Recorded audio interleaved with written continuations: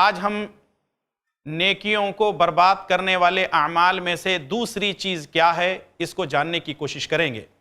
نیکیوں کو برباد کرنے والے اعمال میں سے دوسری چیز ہے اسلام کے مقابلے میں کسی دین یا تہذیب کو پسند کرنا۔ اسلام کے مقابلے میں کسی دین یا کسی تہذیب کو پسند کرنا یا پھر اسلام کی کسی تعلیم کو ناپسند کرنا اور پھر اس کا مذاق اڑانا، یہ نیکیوں کو برباد کرنے اعمال اعمال میں سے ہے۔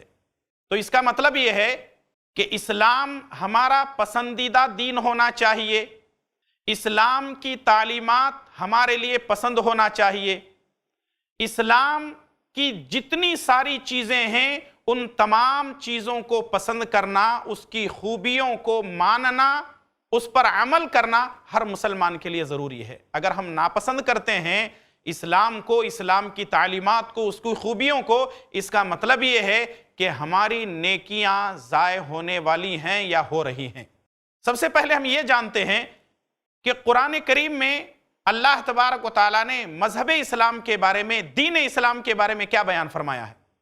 جیسا کہ سورہ آل عمران سورہ نمبر 3 آیت نمبر 19 میں اللہ تعالیٰ نے فرمایا ان الدین عند اللہ الاسلام، اللہ کے نزدیک پیارا دین اسلام ہے۔ ہم اور آپ اچھی طرح جانتے ہیں کہ دنیا میں بہت سارے مذاہب کو ماننے والے موجود ہیں، جیسے یہودیت موجود ہے، عیسائیت موجود ہے، اور بھی بہت سارے ادیان موجود ہیں۔ اللہ تبارک و تعالیٰ نے تمام ادیان کا رد کیا اور فرمایا مجھے جو دین پسند ہے وہ دین اسلام ہے۔ جب اللہ کے لیے دین اسلام پسند ہے تو ہمارا بھی دین اسلام ہی ہونا چاہیے۔ یہاں تک کہ سورہ آل عمران سورہ نمبر 3 آیت نمبر 85 میں اللہ تبارک و تعالیٰ نے ارشاد فرمایا وَمَن يَبْتَغِي غَيْرَ الْإِسْلَامِ دِينًا فَلَن يُقْبَلَ مِنْهُ وَمَن يَبْتَغِي غَيْرَ الْإِسْلَامِ دِينًا فَلَن يُقْبَلَ مِنْهُ وَهُوَ فِي الْآخِرَةِ مِنَ الْخَاسِرِينَ۔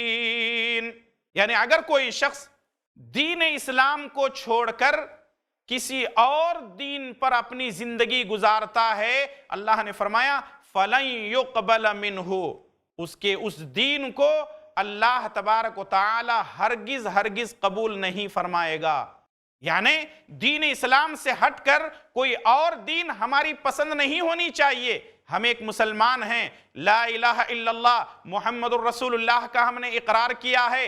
ہمارے لیے ضروری ہے کہ دین اسلام کو ہم پسند کریں، دین اسلام کی تعلیمات کو ہم پسند کریں، دین اسلام کی تعلیمات پر اپنی زندگی گزاریں، اور جو تہذیب ہے، جو تعلیمات ہے، اور جن جن چیزوں کو ماننے اور عمل کرنے کے لیے ہم کو حکم دیا ہے اس پر چلتے رہیں۔ لیکن اگر ہم نے ایسا نہیں کیا وَهُوَ فِي الْآخِرَةِ مِنَ الْخَاسِرِينَ، اللہ تعالیٰ نے فرمایا وہ آخرت میں خسارہ اٹھانے والوں میں سے ہو جائیں گے۔ ہو سکتا ہے دنیا میں ان کا بڑا نام ہو، دنیا میں ان کے بڑے چرچے ہوں، ان کی تہذیب کو لے کر لوگ نام لے کر کے پکارتے ہوں، لیکن اللہ نے فرمایا کہ جو شخص دین اسلام کی تعلیمات کو چھوڑ دیتا ہے، دین اسلام کی تعلیمات پر عمل نہیں کرتا یا پسند نہیں کرتا، وَهُوَ فِي الْآخِرَةِ مِنَ الْخَاسِرِينَ، آخرت میں وہ خسارہ اٹھانے والوں میں سے ہو جائیں گے۔ دین مکمل ہو چکا ہے، دین کی تعلیمات مکمل ہو چکی ہیں، شریعت مکمل ہو چکی ہے، اب اس کے اندر کمی اور زیادتی کرنے کی ہم کو اجازت نہیں ہے۔ جو دین جتنا ہے اسی پر ہماری زندگی گزرنی چاہیے، کمی اور بیشی کرنے کی ہم کو اجازت نہیں ہے۔ جیسے سورہ مائدہ سورہ نمبر 5 آیت نمبر 3 میں اللہ تبارک و تعالیٰ نے ارشاد فرمایا اليوم اکملت لکم دینکم واتممت علیکم نعمتی ورضیت لکم الاسلام دینا۔ اليوم اکملت لکم دینکم، آج میں نے تمہارے لیے دین کو مکمل کیا ہے، واتممت علیکم نعمتی، اور میں نے اپنی نعمت کا اتمام تم پر کیا ہے، ورضیت لکم الاسلام دینا، اور تمہارے لیے دین اسلام پر میں راضی ہو چکا ہوں۔ تو معلوم کیا ہوا؟ دین اسلام سے ہٹ کر ہم کسی دین کو پسند نہیں کر سکتے. دین اسلام مکمل ہو چکا ہے, اللہ تبارک و تعالیٰ بھی اس پر راضی ہے. اور سب سے اہم بات یہ ہے کہ دین اسلام کو چھوڑ کر اگر ہم کسی اور دین کو قبول کرتے ہیں, اللہ تبارک و تعالیٰ نے فرمایا وَهُوَ فِي الْآخِرَةِ مِنَ الْخَاسِرِينَ, وہ آخرت میں خسارہ اٹھانے والوں میں سے ہوں گے. تو معلوم کیا ہوا کہ دین اسلام کو اگر ہم پسند کرتے ہیں ہماری نیکیاں محفوظ ہیں, لیکن دین اسلام میں ہم ہیں, کلمہ ہم نے پڑھا ہوا ہے, لیکن اسلام کی تعلیمات ہم کو پسند نہیں آ رہی ہیں, اسلام کی تہذیب ہم کو پسند نہیں آ رہی ہے, تو اس کا مطلب یہ ہے کہ کہیں نہ کہیں ہماری نیکیاں اکارت ہو رہی ہیں, ضائع ہو رہی ہیں. جتنا اللہ اور اس کے رسول صلی اللہ علیہ وسلم نے بتلایا ہے, کیا ہے, اتنا ہی ہم کو کرنا ہے. اگر ہم نہیں کرتے ہیں, اپنے طرف سے کوئی چیز کرتے ہیں, اپنے طرف سے دین کے اندر ایڈ کرنے کی کوشش کرتے ہیں, تو اس کا نتیجہ کیا نکلتا ہے؟ آئیے سنن دارمی کے حوالے سے میں آپ کی خدمت میں ایک حدیث پیش کرنا چاہوں گا. شیخ البانی رحمۃ اللہ علیہ نے اس روایت کو صحیح کہا ہے.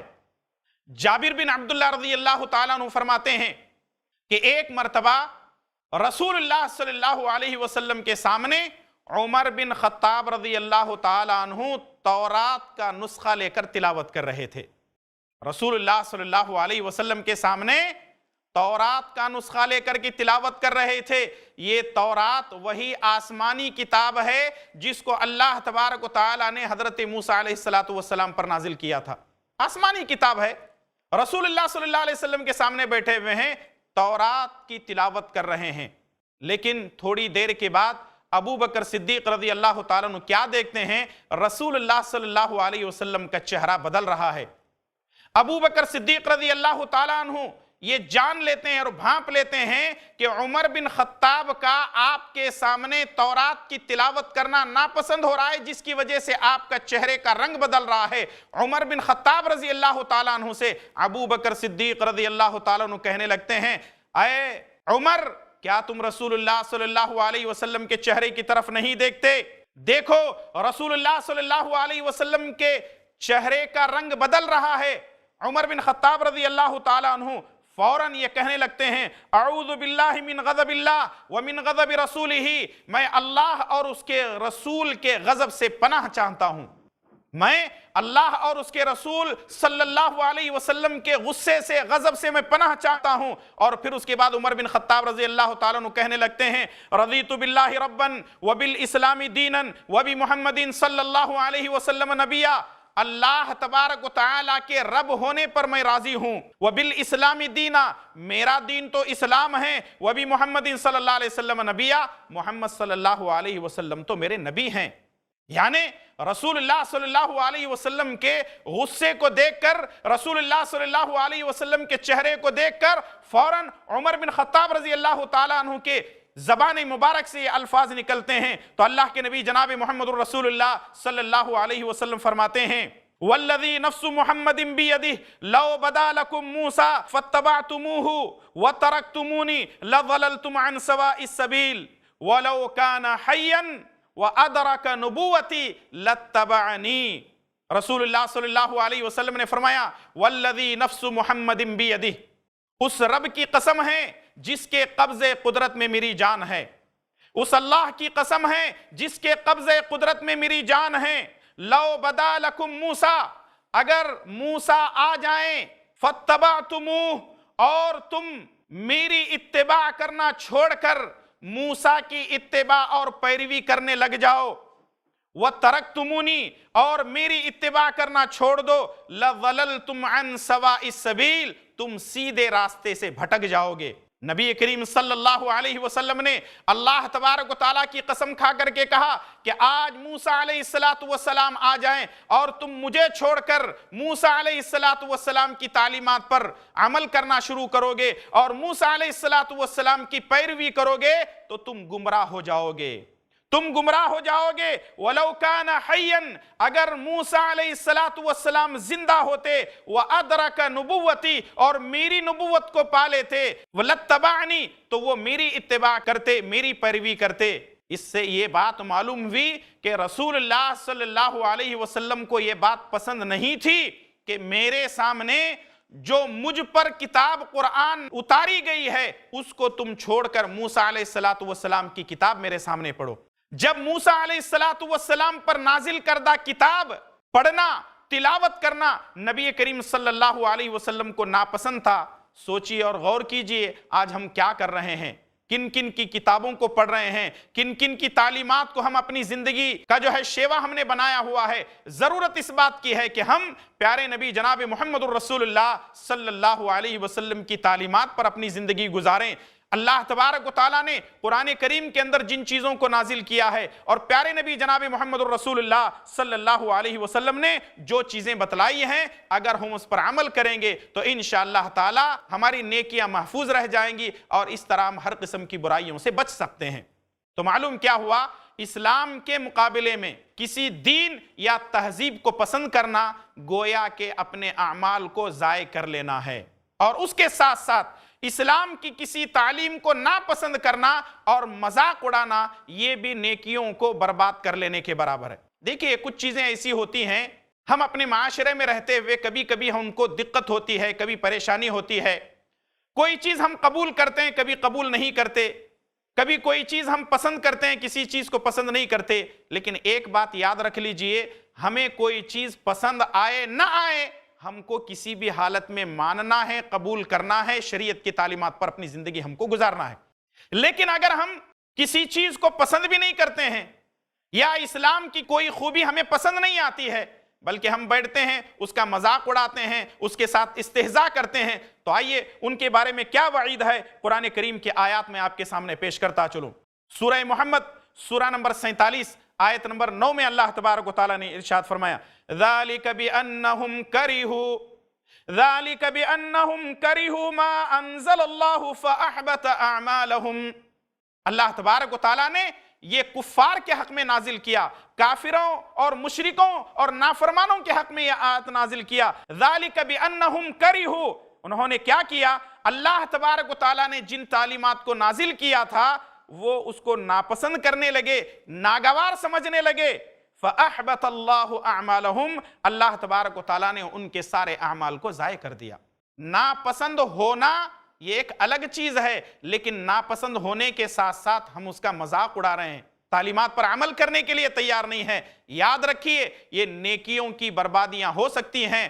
آج مسلمانوں کے اندر بہت سارے ایسے اعمال ہیں جس کو لے کر آج مسلمان مذاق اڑاتے ہیں۔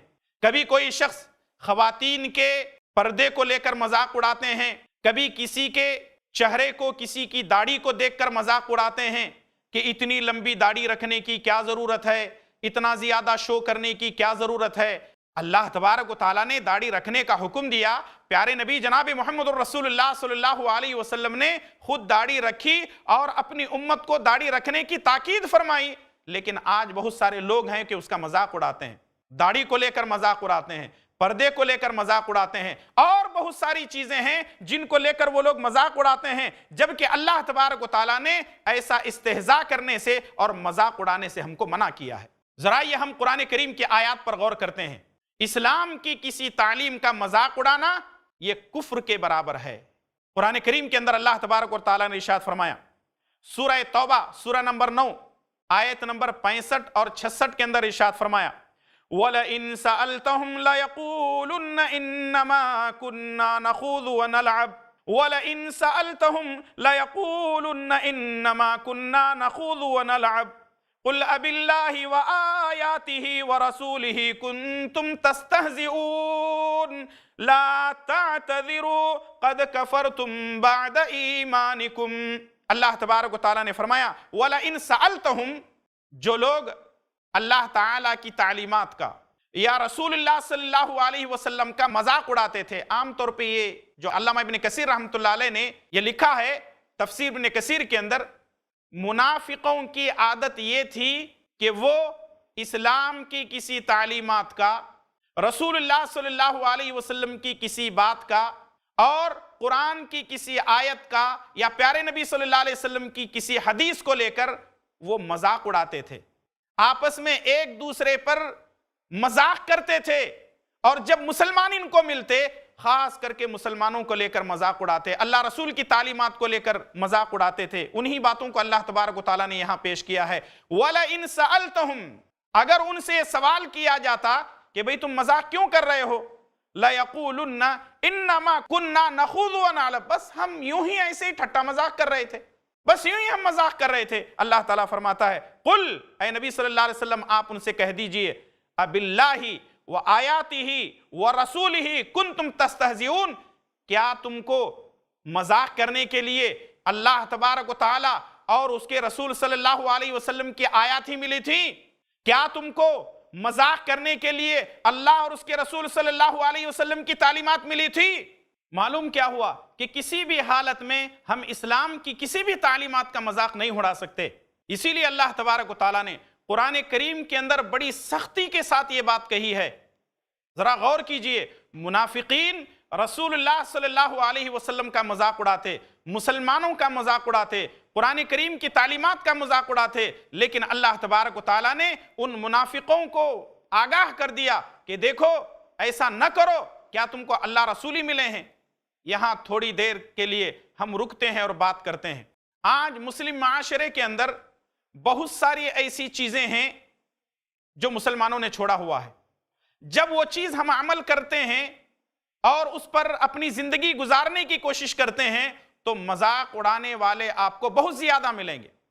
مثال کے طور پر اگر کوئی اپنا پیجامہ ٹخنے سے اوپر رکھتے ہیں، جبکہ اللہ کے پیارے نبی جناب محمد الرسول اللہ صلی اللہ علیہ وسلم نے فرمایا کہ اپنا کپڑا ٹخنے سے اوپر رکھو، یہ مرد کے لیے حکم ہے کہ وہ اپنا کپڑا ٹخنے سے اوپر رکھے۔ ٹخنے سے اوپر کپڑا رکھنا پیارے نبی جناب محمد الرسول اللہ صلی اللہ علیہ وسلم کی سنت ہے۔ ہاں، آدھی پنڈلی تک رکھنا یہ تقوی کی علامت ہے۔ آج ہم اکثر و بیشتر لوگوں کو دیکھتے ہیں، وہ یہ ہے کہ کم سے کم اپنا کپڑا ٹخنے سے اوپر رکھتے ہیں، لیکن کچھ لوگ ایسے بھی ہیں جب کوئی آدمی رسول اللہ صلی اللہ علیہ وسلم کی سنت سمجھ کر کپڑے کو ٹخنے سے اوپر رکھتا ہے تو لوگ اس کا مذاق اڑاتے ہیں، لوگ اس کا مذاق اڑاتے ہیں۔ یاد رکھیے، جتنا ہم رسول اللہ صلی اللہ علیہ وسلم کی سنت کا مذاق اڑائیں گے اتنی ہماری نیکیاں برباد ہوتی رہیں گی۔ کسی بھی حالت میں اگر آپ اس چیز پر عمل نہیں کر رہے ہیں، آپ نے اس سنت کو چھوڑا ہوا ہے تو آپ خود عمل کرنے کی کوشش کیجئے، لیکن کسی سنت کا مذاق اڑانا نیکیوں کو برباد کر لینے کے برابر۔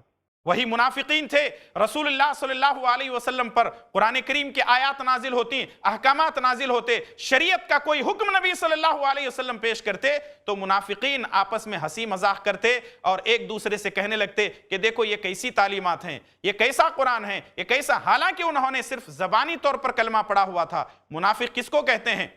منافق وہ شخص ہے جو صرف زبان سے تو جس نے کلمہ پڑھ لیا ہے لیکن اندر سے اللہ رسول سے اس کو محبت نہیں ہے، اللہ رسول سے اس کو دشمنی ہے۔ اور آپ کو معلوم ہونا چاہیے، رئیس المنافقین ایک شخص ہے جس کا نام ہے عبداللہ بن ابی بن سلول۔ قرآن کریم کا کوئی حکم نازل ہوتا تو وہ مذاق کرنے لگتا۔ ذرا آپ نے دیکھا ہوگا قرآن کریم کی اس آیت پر آپ نے غور کیا ہوگا، سورہ توبہ سورہ نمبر 9 آیت نمبر 65 اور 66 کے اندر اللہ تعالیٰ نے فرمایا وَلَئِن سَأَلْتَهُمْ، اگر ان سے پوچھا جاتا کہ یہ ٹھٹا مذاق کیوں کرتے ہو، یہ تمہاری ہنسی کیوں نکل رہی ہے، تو کہنے لگتے انما کننا نخوض ونلعب، بس ہم یوں ہی کھیل کود رہے تھے، ہنسی مذاق کر رہے تھے۔ تو اللہ تعالیٰ نے فرمایا قل اباللہ وآیاتہ ورسولہ کنتم تستہزئون، اللہ رسول ہی ملے تھے تم کو مذاق کرنے کے لیے، دوسرا تم کو کوئی نہیں ملا، دنیا کی چیزوں کے اوپر تمہاری ہنسی مذاق نہیں نکلتی، اللہ رسول کی تعلیمات پر تمہاری ہنسی نکلتی ہے۔ آگے اللہ تعالیٰ نے فرمایا لا تعتذروا، لا تعتذروا، بہانے نہ بناؤ، قد کفرتم بعد ایمانکم، ایمان لانے کے بعد تم نے کفر اختیار کر لیا ہے۔ اللہ اکبر۔ ناظرین سوچیں اور غور کریں، سوچیں اور غور کریں، کتنا سخت جملہ ہے، اللہ تبارک و تعالی نے کتنی سخت بات کہی ہے، لا تعتذروا، بہانے نہ بناؤ، قد کفرتم بعد ایمانکم، تم ایمان لانے کے بعد کفر اختیار کر چکے ہو۔ تو معلوم کیا ہوا، اسلام کی کسی تعلیمات کا مذاق اڑانا یہ کفر کرنے کے برابر ہے۔ ہم کیوں کفر کریں گے؟ کیوں ہم اللہ رسول کی تعلیمات کا مذاق اڑائیں گے؟ عام طور پہ ایک تو کپڑے کے بارے میں ہم نے ذکر کیا ٹخنے سے اوپر، دوسرا داڑھی کا مسئلہ آتا ہے۔ میرے بھائی اور دوستو، عام طور پہ داڑھی کے تعلق سے لوگ بہت زیادہ مذاق اڑاتے ہیں۔ ایک تو یہ ہے کہ داڑھی رکھنا نہیں چاہتے، اسلام کی تعلیمات پر عمل نہیں کرنا چاہتے، نبی کریم صلی اللہ علیہ وسلم کی سنت کو اپنے چہرے پر رکھنا نہیں چاہتے، اور دوسری بات یہ ہے کہ مذاق اڑاتے ہیں۔ میرے ساتھ ایک معاملہ پیش آیا کہ ایک صاحب بہت ہی گھنی اور بہت لمبی ان کی داڑھی تھی، ناف کے نیچے تک ان کی ماشاءاللہ داڑھی تھی۔ میرے پاس ایک دوست آئے، میرے ایک پہچان والے آئے اور کہنے لگے مولانا ان کو اتنی لمبی داڑھی رکھنے کی کیا ضرورت ہے، داڑھی کٹ کر دیتے، چھوٹی رکھتے، اگر وہ غسل کرنے کے لیے بیٹھتے ہیں تو ناف سے نیچے چلی جاتی ہے، یہ اچھی بات نہیں ہے۔ جو سوال یہ کر رہے تھے داڑھی چھوٹی رکھنی چاہیے تھی، میں نے ان کو دیکھا ہلکی سی داڑھی انہوں نے رکھی ہوئی ہے۔ میں نے کہا جناب آپ کو یہ چیز بری لگ رہی ہے نا کہ اتنی لمبی ان کی داڑھی ہے، جب باتھ روم میں جائیں گے، نہانے کے لیے بیٹھیں گے، غسل کرنے کے لیے بیٹھیں گے تو ان کی داڑھی ناف سے نیچے چلی جائے گی، آپ کو یہ بات اچھی نہیں لگ رہی نا؟ لیکن آپ روزانہ اپنے چہرے سے داڑھی نکال کر گندی نالی میں پھینکتے ہیں، آپ کو اس وقت برا نہیں لگتا؟ اس وقت آپ کو برا نہیں لگتا؟ اب وہ جناب بیچارے پریشان ہو گئے، اگر میں مولانا سے سوال نہ کرتا تو کتنا اچھا ہوتا۔ سوچیے اور غور کیجیے، ہم مذاق اڑانے لگے ہیں۔ اور رہا مسئلہ یہ، ہمارے معاشرے کے اندر ایک اور بیماری بھی ہے، ہم نبی کی تعلیمات کا مذاق اڑاتے ہیں، اسلام کے کسی مسئلے کو لے کر مذاق اڑاتے ہیں، کسی شریعت کے حکم کو لے کر ہم مذاق اڑاتے ہیں۔ مثال کے طور پر آج کل مسلمانوں کے اندر ایک چیز یہ دیکھنے میں آتی ہے، اگر کسی آدمی کی ایک ہی شادی ہوئی ہے تو اس کے ساتھ کوئی مذاق نہیں کرتا، لیکن اگر کسی نے دوسری شادی کی ہوئی ہے یا تیسری شادی کی ہوئی ہے، لوگ اس کو مذاق بنا لیتے ہیں۔ اگر دو چار افراد بیٹھے ہوئے ہوں اور ایک آدمی جو ہے جس کی دوسری یا تیسری بیوی ہے، اس نے دوسری یا تیسری شادی کی ہوئی ہے، تو لوگ آنے سے پہلے ہی گنگنانے لگتے ہیں، ان کا مذاق اڑانے لگتے ہیں، اور جیسے وہ قریب آ گئے تو اب ان سے ازراہ مذاق کہنے لگتے ہیں کہ جناب پہلی بیوی کے پاس سے آ رہے ہو، دوسری کے پاس سے آ رہے ہو، اور تیسری کے پاس آ رہے ہو۔ ذرا سوچیں اور غور کریں کس طریقے سے مذاق کیا جا رہا ہے، حالانکہ وہ اپنی مرضی سے انہوں نے دوسری تیسری شادی نہیں کی ہے، بلکہ اللہ تبارک و تعالیٰ نے دوسرا نکاح کرنے کا حکم دیا، تیسرا نکاح کرنے کا حکم دیا۔ اگر آپ نہیں کر رہے ہیں تو کوئی بات نہیں ہے، لیکن مذاق اڑانا، دوسری شادی کا مذاق اڑانا، تیسری شادی کا مذاق اڑانا، یہ غلط ہے، اسلامی تعلیمات کا مذاق اڑانا ہے۔ چاہے وہ داڑھی کا معاملہ ہو، چاہے وہ ایک سے زائد بیویوں کا مسئلہ ہو، چاہے وہ پردے کا مسئلہ ہو، چاہے وہ کپڑا ٹخنے سے اوپر رکھنے کا مسئلہ ہو، یا دین کی اور کسی تعلیمات کا مسئلہ ہو، اگر ہم مذاق اڑاتے ہیں تو کل قیامت کے دن پوچھ ہوگی۔ اور یاد رکھیے یہ نیکیوں کو برباد کرنے والے اعمال میں سے ہیں۔ آج کے درس میں ہم نے یہ جاننے کی کوشش کی ہے اور یہ بتلانے کی کوشش کی ہے، مذہب اسلام اللہ تبارک و تعالیٰ کو پسند ہے، دین اسلام اللہ تبارک و تعالیٰ کو پسند ہے، ہمیں بھی پسند ہونا چاہیے۔ اسلام کے علاوہ کسی اور کی تعلیمات کو ہم پسند نہ کریں اور اپنی زندگی میں قبول بھی نہ کریں، اور اسلام کی کسی بھی تعلیمات کا ہم مذاق نہ اڑائیں۔ اگر ہم مذاق اڑائیں گے تو یوں سمجھیے کہ ہماری نیکیاں ساری کی ساری برباد ہو جائیں گی۔ نیکیوں کو برباد کرنے والے اعمال میں سے یہ دوسری چیز ہے جو آج آپ کی خدمت میں پیش کی گئی ہیں۔ اللہ تعالیٰ کی توفیق، اس کے فضل و کرم سے انشاءاللہ تعالیٰ ہم اگلے درس میں تیسری چیز پیش کریں گے کہ کن چیزوں کی وجہ سے ہماری نیکیاں، ہمارے اعمال برباد ہوتے ہیں۔ اللہ تبارک و تعالیٰ سے دعا ہے رب العالمین ہم تمام کو دین اسلام پر اپنی زندگی گزارنے کی توفیق عطا فرمائے۔ آمین وصلی اللہ علی نبینا محمد وعلی آلہ وصحبہ اجمعین، والسلام علیکم ورحمۃ اللہ وبرکاتہ۔